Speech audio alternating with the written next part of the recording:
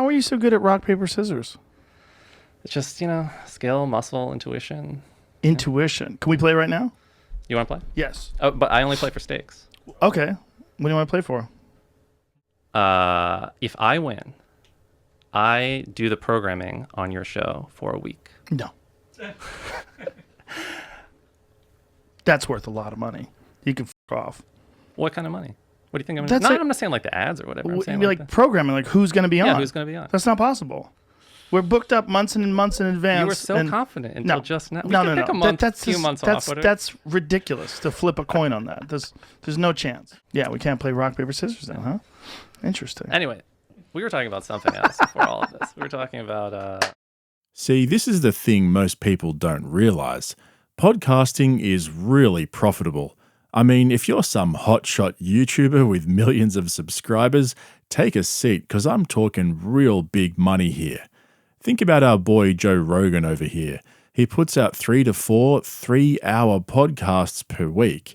So that's 9 to 12 hours of content every single week. And if you compare that to the average YouTube channel, they wouldn't put out that much content over a year. So when it comes to monetizing a podcast like JRE, we're talking millions of dollars in ad revenue every single week. I told you, I wasn't kidding.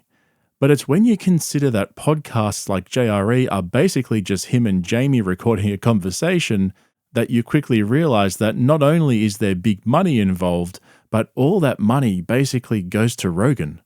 Well, at least before his $250 million Spotify deal. But let me explain the genesis of this video so we're all on the same page, because for all of you regular viewers, you'll know we're not just going to scratch the surface here. We're going deep. Let's go back to June the 21st of this year when Rogan had his buddy Brian Simpson on.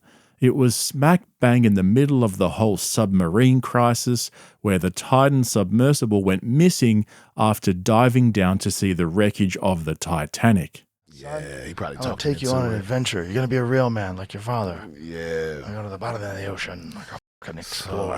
Man, I don't know. That's tough. That pisses me off the more I think about it. It scares the shit out of me. It just seems like a horrific way to die. How you don't have a plan B? Like they can't control it from inside of it.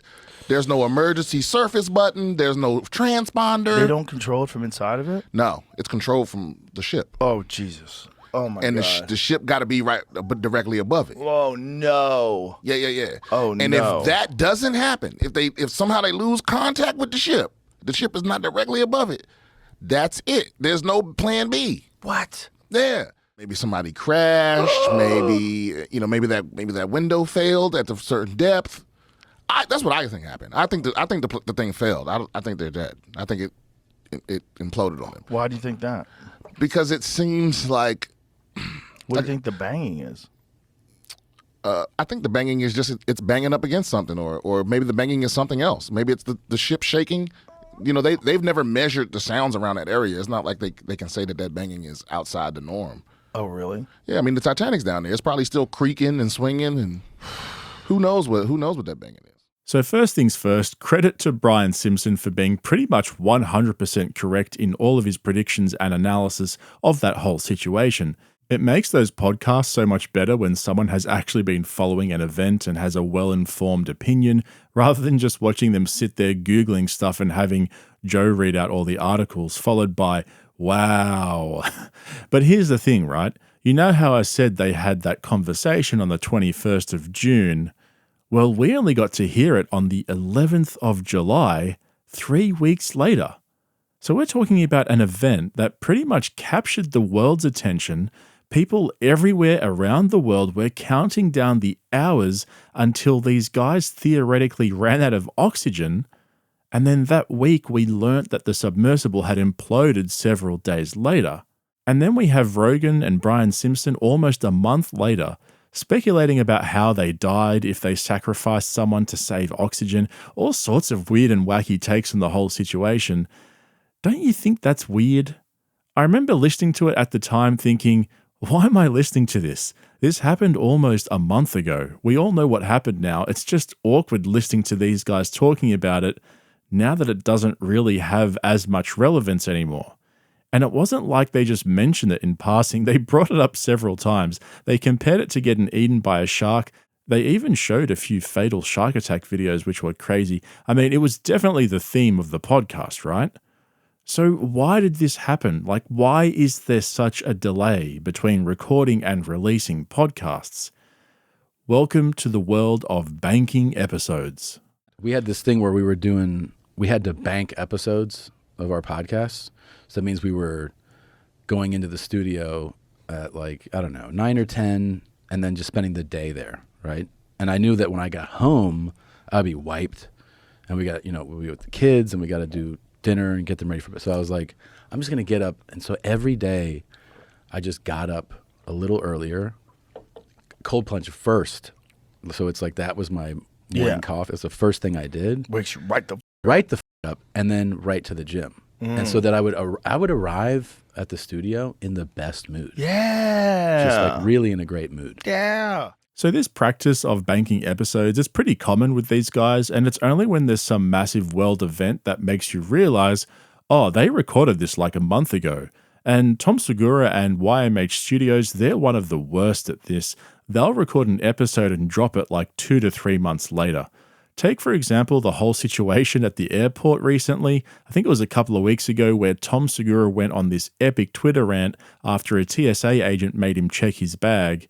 If you're wondering why he hasn't addressed any of that on his podcast yet, it's because we're only just getting the August recordings. It'll take a few more weeks, even a couple of months, before we actually hear him talking about what happened at the airport. So listen out for it.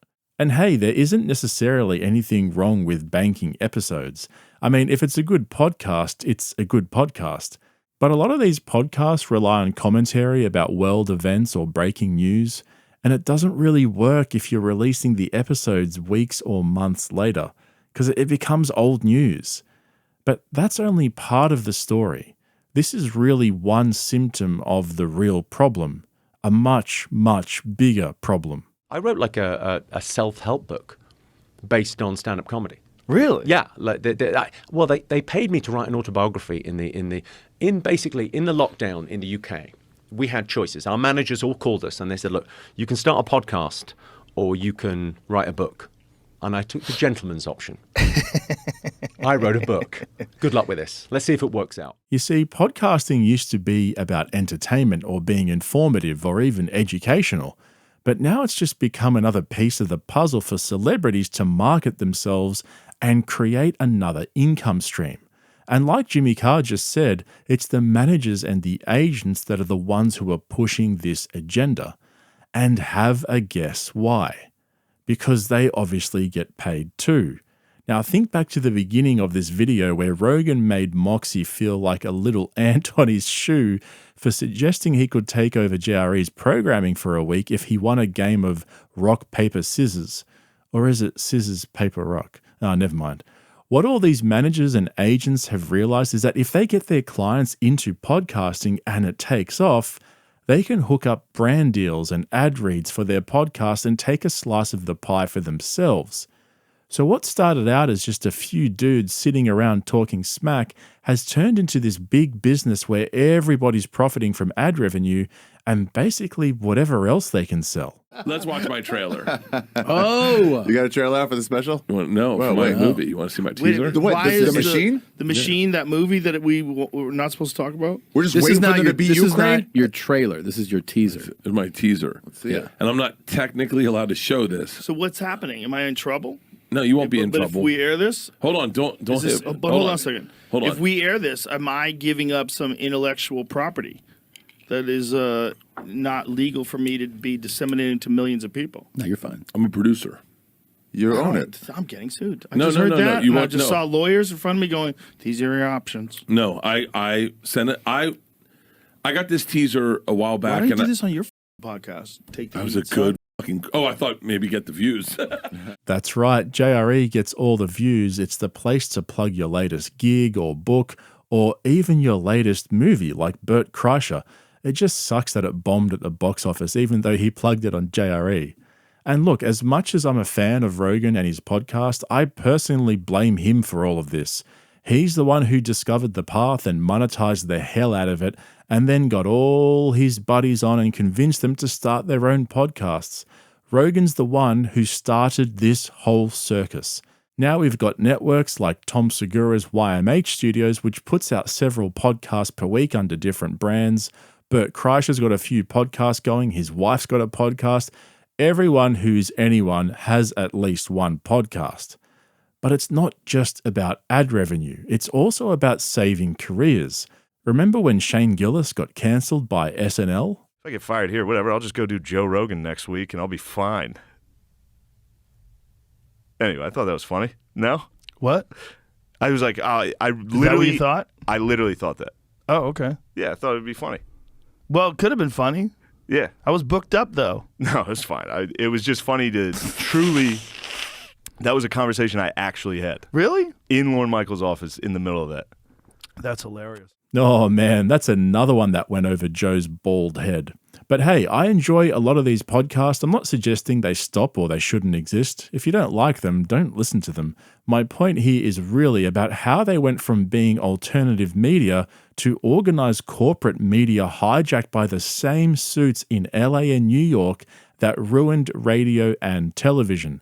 It's all the same thing now. That's why these guys all bank episodes in advance. They've all signed contracts with advertisers that say they have to produce a certain amount of podcasts per week or every month. Even Rogan would have a contractual obligation with Spotify to release a certain amount of episodes every single month so they can hit their ad revenue targets and pay themselves fat bonuses. Podcasting has become one of the biggest con jobs in show business. That's why we get all this out-of-date content. These guys don't care anymore. They're just booking in guests and pushing out episodes because it says that that's what they have to do in their contracts. And the people around them, their managers and agents, well, they're the ones who set all of this up in the first place so they could buy that beach house or their new boat. And you got to understand where I'm coming from here. There's nothing wrong with being clever and making money. Good luck to all these guys. But guys like Rogan and Tom Segura, even Bert Kreischer, they put out this image as if they're anti-authority, anti-establishment, they're the boss, no one tells them what to do. It's like the whole tortured artist, contrarian comedian thing they have going on. But they've become the exact same thing that they used to make fun of. They are the establishment now, and I think it's important for people to know about the whole podcasting business and how it works. Because as much as those guys like to trash Hollywood, they are the new Hollywood. Anyway, I hope you enjoyed this video. Let me know what you guys think in the comments below, and I'll pin the best one. Don't forget to subscribe so you get my videos in your feed, and I'll catch you in the next one. There's nothing that you could give me that would be worth a week of programming on the show. What are you going to give me? What about a day of programming? You'd have to give me a spectacular amount of money. I sent you a